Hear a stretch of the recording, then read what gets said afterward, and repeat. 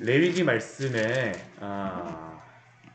거의 막바지에 다다랐습니다. 우리가 레위기 말씀을 막바지에 다다르면서 이 오늘 말씀과 이제 26장 말씀과 27장 말씀은 레위기를 마무리하면서 주시는 그런 말씀이라고 할 수 있습니다. 우리가 레위기의 주제하면 이 주제가 어떠한 내용이었었나요? 레위기의 주제적인 그런 말씀, 내가 거룩하니 너희도 거룩하라. 레위기의 그러한 주제는 내가 거룩하니 너희도 거룩하라입니다.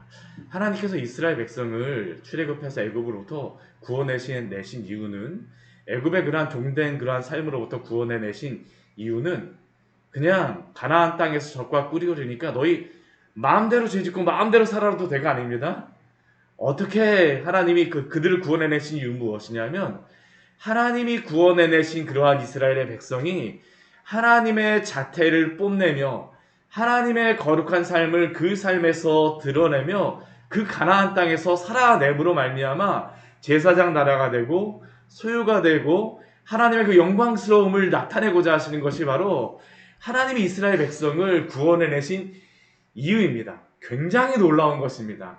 모든 나라가 다 하나님을 모르는 그러한 가운데 이스라엘 백성을 구원하셔서 하나님의 그 거룩하심과 위대하심, 하나님의 그 형상, 하나님의 그 자태를 이스라엘 백성을 통하여서 드러내며 나타내며 뽐내시기를 원하셨던 것이 바로 하나님이 이스라엘 백성을 택하신 이유입니다. 그래서 그들에게 이 레위기의 말씀, 여러 그 계명과 규례의 말씀을 주셔서 너희가 나의 백성이기 때문에 나의 그러한 백성으로서 이렇게 살아내라. 그러므로 하나님의 영광을 드러내라는 것이 바로 이 레위기를 주신 말씀입니다. 내가 거룩하니 너희도 거룩하라. 그 거룩이라고 하는 것은 하나님의 품성으로부터 나오는 그러한 거룩입니다. 그냥 이스라엘 백성이 내 마음대로 살아가는 게 아닙니다. 이렇게 살아가면 거룩해질 거야? 삑입니다. 삑입니다.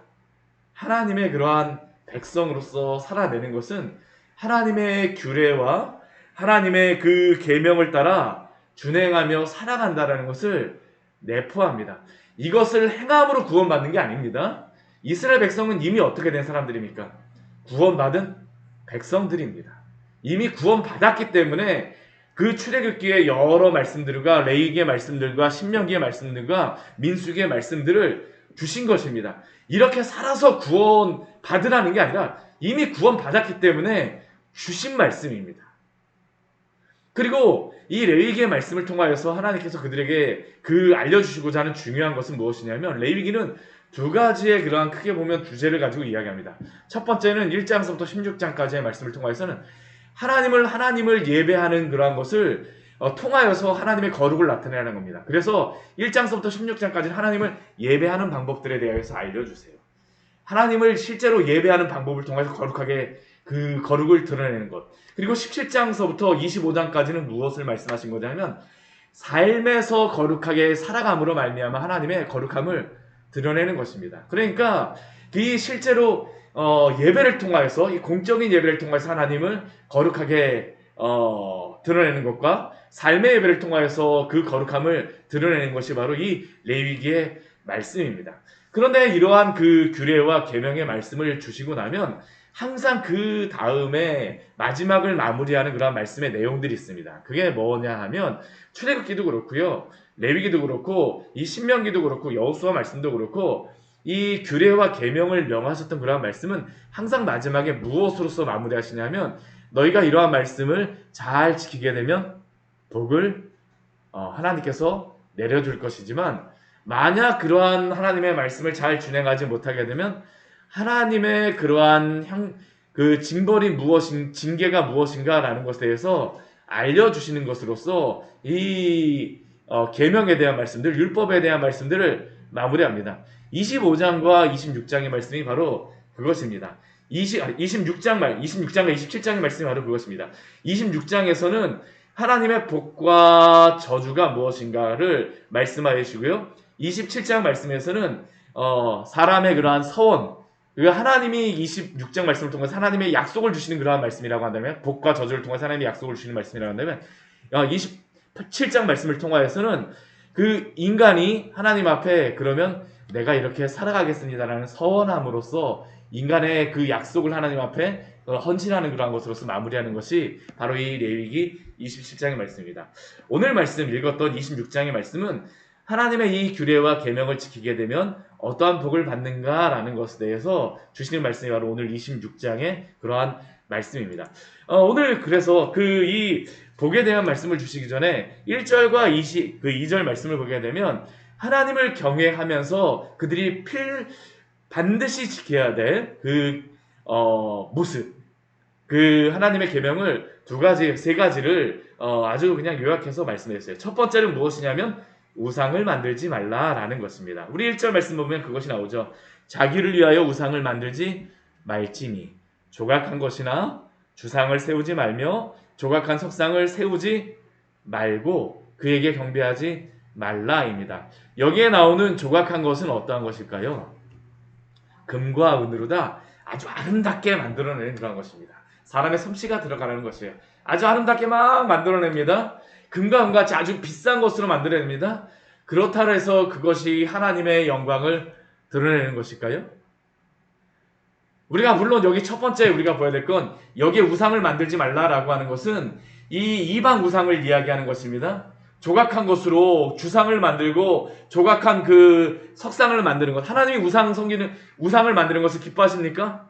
기뻐하지 않으십니다. 오직 하나님만을 섬기기를 하나님을 말씀하셨습니다. 그런데 우리가 착각하지 말아야 될 것은 하나님을 섬긴다라고 하면서도 우상을 만들어서 하나님을 섬기기를 하나님은 원하지 않으세요.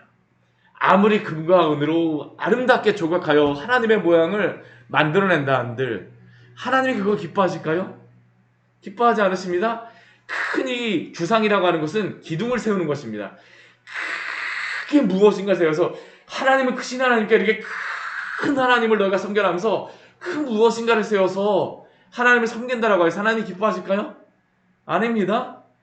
조각한 석상 막 아름답게 하나님의 모양이라고 막 만들어낸다라고 하나님이 그것을 기뻐하실까요? 기뻐하지 않으십니다. 실제로 이스라엘 백성들은 하나님을 이 우상을 하나님이라고 하면서 만들어냈던 적이 있었습니다. 대표적인 때가 언제일까요? 우리 출애굽기 말씀에 보게 되면 아론이 금송아지를 만들잖아요. 금송아지를 만들고 나서 아론이 무엇이라고 해야 합니까? 그 조각칼로 금송아지의 형상을 3개 만들고 나서 이스라엘아 들으라 이는 너희를 애굽 땅에서 인도하여 낸 너희의 신이로다 라고 이야기합니다. 근데 하나님이 그렇게 자신을 우상을 새겨서 그렇게 만들었다 그래갖고 내가 하나님을 더 잘 섬기기 위해서 그걸 만들었어야 한다 그래갖고 하나님 기뻐하실까요? 아닙니다. 왜 기뻐하지 않으실까요? 이 세상 모든 천지 만물을 창조하신 하나님은 이 피조물의 주인이시지 아무리 인간이 무엇인가를 만들어내서 아름답게 치장하였다 해서 그것이 하나님을 영광스럽게 하는 것이 아닙니다. 오히려 하나님의 형상을 그 피조물의 형상으로 낮추는 것이죠. 하나님을 제한하는 것입니다. 하나님을 모욕하는 것이 바로 이 우상을 만드는 것입니다. 이방의 신상을 섬기는 것뿐만 아니라 하나님의 무엇으로 생각하여서 만드는 것도 하나님을 욕되게 하는 것입니다. 천주교에서 여러 가지 모양 만들잖아요. 형상 숭배하잖아요. 하나님 기뻐하실까요? 절대 아닙니다. 우상 숭배입니다. 하나님 기뻐하지 않으세요. 오늘 말씀 분명히 하나님 이걸 말씀하시거든요. 그리고 우상을 만드는 근본적인 이유는 무엇이겠습니까? 이방 우상을 섬기건 하나님의 그러한 모양을 섬기건 간에 그 우상을 만들어 섬기는 근본적인 이유는 무엇이냐면 자기를 위하여 라고 오늘 1절 말씀에 보면 말씀하세요. 자기를 위하여 우상을 만들지 말지니. 우상을 만드는 모든 목적은 나를 위하여입니다. 왜 사람들이 이방 우상을 섬길까요? 이방 신을 내 마음대로 하기 위하여입니다. 왜 작은 우상을 만들어서 여기저기 가지고 다녔을까요? 내가 필요할 때 언제든지 꺼내가고 내 필요한 목적을 이루기 위해서입니다. 하나님은 우리가 경외해야 될 대상이지 내가 마음대로 가지고 다니면서 알라딘의 마슬램프처럼 막 싹싹 흔들고 나서 하나님 나에게 이것이 필요해요 하면서 하나님을 나의 그런 어떤 목적과 수단을 위하여서 필요로 사용하는 그러한 대상이 아닙니다. 그것은 오히려 하나님으로 하여금 나를 경외하게 하고자 하는 그러한 목적이죠. 우리가 하나님을 경외해야 되는 것이지 하나님이 내 마음대로 내 수단을 위해서 사용되어야 될 그러한 존재가 아니라는 겁니다. 그래서 오늘 하나님께서 뭐라고 말씀하세요? 자기를 위하여 우상을 만들지 말지니. 하나님은 어떻게 됩니까? 경외해야 되는 대상입니다. 하나님은 어떤 분이십니까? 나는 너희의 하나님 여호와임이니라. 하나님은 우리의 하나님이 되시기를 원하십니다. 하나님을 하나님답게 섬기십시오. 하나님을 하나님답게 섬기는 대표적인 그 모습이 무엇이냐 하면 그것이 바로 안식일을 잘 지키는 것과 함께 내 성소를 경외하는 것이다라고 이스라엘 백성에게 말씀하십니다. 오늘날 우리가 착각하고 실수하는 것 중에 현대 기독교, 한국 기독교도 참 실수하는 것 중에 한 가지, 저도 사실은 실수한 그런 부분들이 있었습니다. 예전에 잘못 생각한 그런 오해한 그런 부분들이었었는데, 경건의 그 능력이 중요하지 경건의 모양은 별로 중요하지 않다. 내용이 중요한 것이지 겉의 모양은 중요하지 않다. 그런데 우리가 기억해야 될 것은 무엇일까요? 경건의 모양이 없게 되면 경건의 능력과 내용을 담을 수 있는 방법 자체가 사라지게 됩니다. 하나님이 경건의 모양은 있으나 경건의 능력이 없는 자라고 말씀하셨던 디모데후서에서 말씀하셨던 그 내용은 무엇이냐면 그들은 충분히 경건의 모양을 가지고 있는 사람들이었습니다. 그러한 사람들에게 하나님을 경외하는 그러한 마음으로 하나님을 섬기는, 하나님을 사랑하는 마음으로 하나님을 섬기라라고 요구하는 것이었지 그 모양과 형식이 중요하지 않다라고 말씀하시는 것이 아닙니다. 그럼 하나님을 경외함으로 이 하나님을 예배하는 그 겉에 드러난 중요한 것이 무엇입니까? 안식일을 지키는 것입니다. 주일을 지키는 것이에요. 우리가 레위기 말씀 보게 되면 안식일에 대해서 굉장히 강조합니다. 이거 말씀하세요. 왜? 창세기, 출애굽기, 레위기, 민수기, 신명기 다 이걸 강조하십니다. 모든 성경이 다 이것을 강조해요. 왜 그럴까요? 하나님이 창조주 되시고 하나님이 구속주 되신다라는 것을 우리의 삶으로서 인정하고 하나님을 하나님 되시게 그 삶의 그러한 모습으로서 우리가 나타내는 것이 무엇이냐면, 최소한의 것이 무엇이냐면 안식일을 지키는 것입니다. 주일을 지키는 것이에요. 우리가 안식일과 주일을 제대로 지키지 않으면서 하나님을 경외한다? 아닙니다. 우리가 이 핸드폰을 가지고 우리가 예배를 온라인으로 드린다고 하지만 어쩔 수 없이 그렇게 드리는 그런 상황이 있을, 코로나에 걸려갖고 어쩔 수 없이 우리가 그렇게 드리는 그런 상황이라든가 어쩔 수 없는 그러한 상황 가운데는 모르겠지만, 그러나 우리가 지킬 수 있음에도 불구하고 나는 핸드폰으로 하나님을 예배할 거야, 막상 예배한다고 해보십시오. 정말 이렇게 우리가 집중해서 예배 드리게 될까요? 새벽 예배 드리는 것보다도 사실 우리가 주일 예배에 더 집중하지 못해요.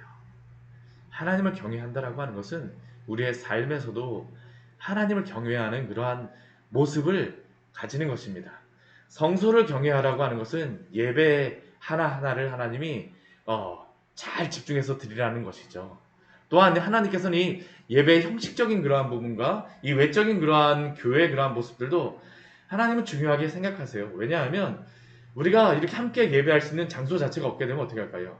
제대로 우리가 예배 드릴 수 없는 부분들이 있잖아요. 우리의 삶의 모습에서 하나님을 경외하는 그러한 그 모습과 그러한 형식 자체가 다 무너져 버리게 되면 어떻게 될까요? 하나님 제대로 예배할 수 없습니다. 하나님 제대로 예배할 수 없어요. 그러니까 우리가 이 형식적인 부분들도 이건 최소한의 것입니다. 그 안에다 무엇을 채워나가야 되는 겁니까? 경건의 능력들을 채우십시오. 하나님을 경외하는 것을 이 경건의 모양 가운데에 나타내시기 바랍니다. 이게 무엇입니까? 내가 거룩하니 너희도 거룩하라고 하신 하나님의 그러한 말씀을 우리의 삶에서 나타내는 것입니다.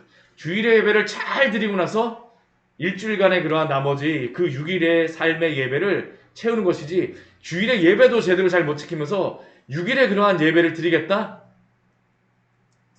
거짓말하는 것입니다. 할 수가 없어요. 최소한의 것을 하나님 앞에 먼저 드리고 하나님을 예배하시기를 축원합니다. 하나님 오늘 레위기 말씀을 통해서 그것을 처음에 말씀하세요. 그리고 난 다음에 이것이 앞에 있는 그러한 25장까지의 그러한 말씀을 다 정리하는 것이라고 할 수 있습니다. 그런 다음에 하나님이 이 뒤에 무엇을 말씀하실까요? 너희가 내 규례와 계명을 준행하면, 이러한 지금까지 레위기 25장까지 이러한 말씀, 규례와 계명을 잘 준행하면, 오늘날 우리에게는 물론 레위기의 말씀을 1대1로 다 적용할 수 있는 것은 아닙니다. 시대가 많이 바뀌고 의식법이라든가 하나님을 예배하는 그런 제사법이라든가 또한 이 삶에서 또한 규칙과 법과 같은 것은 1대1로 다 적용할 수 없어요. 그러나 그 정신은 지켜야 됩니다. 이러한 규례와 계명을 준행하면 하나님이 어떠한 복을 주실까요? 오늘 말씀 보면 4가지의 복을 주시겠다라고 말씀하십니다. 첫 번째는 어떠한 복을 주시냐 하면 풍성한 추수를 주시겠다라고 말씀하세요. 이스라엘 백성에게. 이 풍성한 추수가 이스라엘 백성에게는 어떤 것이냐면 철따라 비를 주겠다라는 겁니다. 이스라엘에선 2번 비가 내리는 때가 있습니다. 언제일까요? 이른 비와 늦은 비입니다. 이른 비는 언제 내리는 것이냐면 가을에 내리는 그러한 비입니다. 가을에 내리는 비. 늦은 비는 언제 내리는 비일까요? 그 봄, 초여름 이때 내리는 그러한 비입니다. 이게 굉장히 중요한 이유가 있어요. 이른 비가 내려야지만 그들은 곡식 농사를 시작할 수 있습니다. 이스라엘은 2가지의 농사가 됩니다. 밭에서는 곡식 농사가 되고요. 그리고 또 나무에서는 과일 농사가 되는 것입니다. 그들은 봄에는 그래서 이 이른 비가 내리고 나면 밭을 막 갑니다. 땅이 이렇게 물러졌기 때문에 비가 오게 되면 곡식 가는 거예요. 그 다음에 간 다음에 그 땅을 가는 겁니다. 그 다음에 무엇을 뿌립니까? 곡식을 뿌리고 나서요. 이 봄에 초여름에 가고 곡식을 거두게 됩니다. 그게 바로 6월절서부터 맥추절까지의 그러한 절기를 지키는 그러한 의미입니다. 추수. 하나님이 이른 비를 주심으로 말미암아 너희에게 봄에 그 초여름의 추수를 풍성하게 하시겠다라고 약속해 주세요. 그리고 또 이 늦은 비는 어떠한 의미가 있을까요? 이 봄에 이 늦은 비가 내림으로써 그들은 과일 농사를 지을 수 있는 그러한 그 비를 가지고 살아가는 것입니다. 그래서 풍성한 가을의 과일 농사를 얻을 수가 있어요. 오늘 바로 그것이 말씀이 바로 그것입니다. 너희가 내 규례와 계명을 지키면 철따라 피를 주어서 어떻게 합니까? 땅은 곡식의 그 산물을 내고 밭의 나무는 열매를 맺으리니. 그들에게 가장 풍성한 추수의 그 모습이 무엇이냐면 이 곡식의 타작은 포도 딸 때까지, 이 포도 따기 전까지 추수하는 것. 오랜 시간 동안, 풍성하니까 오랜 시간 동안 추수하는 겁니다. 그 딸 때까지 미칠 것이며, 또 포도 따는 것은 언제까지 하는 겁니까? 파종할 때까지. 그 과일이 풍성하게 맺어지니까 파종할 때까지 미치게 하겠다. 어떻게 하면요? 내 규례와 계명을 지키게 되면 하나님이 이렇게 복을 내려주겠다는 겁니다. 너희가 음식을 배불리 먹고 너희 땅이 안전하게 거주하리라. 2번째 하나님이 주는 그 축복은 무엇일까요? 그 땅에 평화가 있으리라 라고 말씀하십니다. 우리 구약성경에 보게 되면 평화라고 말씀하시면서 하나님이 그 지켜주겠다라고 하는 3가지가 있습니다. 오늘 말씀에서는 2가지가 나와요. 첫 번째는 사나운 짐승과 칼, 전쟁입니다. 또 구약성경에 또 한 가지가 나오는 게 뭐냐면 전염병이에요. 칼과 전염병과 사나운 짐승으로부터 지켜주심으로 말미암아 평화를 주시겠다는 겁니다. 언제요? 하나님의 계명과 규례를 지키면. 그래서 저는 오늘날 이 시대에 코로나 이렇게 막 전 세계적으로 이렇게 하잖아요. 저는 개인적으로 하나님이 이 시대를 향하여서 깨달으라라고 주시는 그러한 것이다라고 생각을 합니다. 왜냐하면 이 전염병에 대한 것은 하나님이 하나님 앞에 회개하고 돌아오라고 주시는 그러한 이유이기 때문입니다. 미워서가 아니고요. 하나님의 백성으로 하여금 돌아오라고 나팔을 불러주시는 거예요. 너희가 이제 나에게 돌아와라. 회개하고 돌아와라. 그러나 하나님의 규례와 계명을 잘 지키게 되면 하나님이 어떻게 하십니까? 이러한 것으로부터 지켜서 평화를 주시겠다라고 약속하세요. 전쟁하면 무엇이라고 말씀하십니까? 5이 100을 쫓고 100이 만을 쫓으리니. 얼마나 통쾌한 것입니까? 그렇죠? 하나님의 백성을 하나님이 이렇게 지키시겠다고 약속해 주세요. 3번째 하나님 주시는 축복은 무엇일까요? 번성의 축복입니다. 창대의 축복입니다. 뭐 창대하리니 뭐 이러한 것들 그 가게에 가면 뭐 좋아하시잖아요. 그렇죠? 예수님 안 믿어도 그러한 것들은 이거 막 붙어 있는 그러한 가게들이 많습니다. 욥기의 말씀을 가져가는데 사실은 이 말씀이 더 좋은 것입니다. 우리 9절 말씀을 보면 뭐라고 말씀하십니까? 내가 너희를 돌보아 너희를 번성하게 하고 너희를 창대하게 할 것이며 내가 너희와 함께한 내 언약을 이행하리라. 하나님의 그 계명과 율례를 잘 지키게 되면 하나님이 번성하게 하시고 창대하게 하실 것이다 라는 그러한 축복을 주세요. 아브라함서부터 주셨던 그러한 축복입니다. 아브라함 그 목동 한 사람이죠. 어떻게 보면 한 지역. 근데 오늘날은 어떻습니까? 전 세계 아브라함이 조상이라고 하는 사람이 수십억 명이 됩니다. 하나님이 주신 축복이에요. 그 당장은 잘 모릅니다. 하나님을 정말로 따르는 자들에게 하나님을 사랑함으로 하나님의 계명을 지키는 자들에게 주시는 축복입니다. 거룩하게 살아가는 자들. 또 마지막 축복이 무엇일까요? 가장 중요한 축복입니다. 우리 11절 말씀 보게 되면 함께 하시는 축복입니다. 우리 11절 무엇이라고 말씀하세요? 내가 내 성막을 너희 중에 세우리니. 성막을 세운다라고 하는 것은 하나님이 함께 하시겠다라는 그런 의미입니다. 하나님의 임재가 함께 하는 것. 사실 이 앞에 세 가지는 세상에서 축복받는 것 같지만 하나님이 함께 계시지 않으면 다 의미 없는 것입니다. 당장은 축복받는 것 같죠? 하나님이 함께 계시지 않으면 어떻게 할까요? 다 소용없습니다.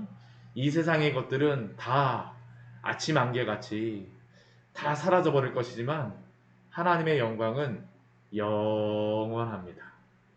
이 땅에서의 복뿐만 아니라 영원한 나라에까지 복을 미치는 것이 바로 하나님의 임재입니다. 예수 그리스도의 이름이 무엇입니까? 임마누엘입니다. 하나님이 우리와 함께 하시다. 너희 중에 성막을 세우리니. 하나님의 이 축복을 누리십시오. 하나님이 오늘도 우리에게 주시고자 하는 근본적인 축복은 우리와 함께 하시는 축복입니다. 함께 하실 때 하나님이 가장 선한 것으로 오늘도 우리에게 베풀어 주십니다. 이 앞에 세 가지를 위하여서 하나님을 이용하지 마십시오. 그것은 우리가 복 받는 게 아닙니다. 오히려 저주일 수 있어요. 하나님 없이 내가 축복받았다라고 하게 되면 하나님 의지할까요? 하나님 의지하지 않습니다. 하나님은 하나님을 의지하기 위해서 이 앞에 세 가지를 때로는 주시기도 하시고 걷어가시기도 하십니다. 하나님과 함께 하심으로 오늘도 그 복을 누리시기를 축원합니다. 같이 기도하도록 하겠습니다. 하나님 아버지, 오늘 말씀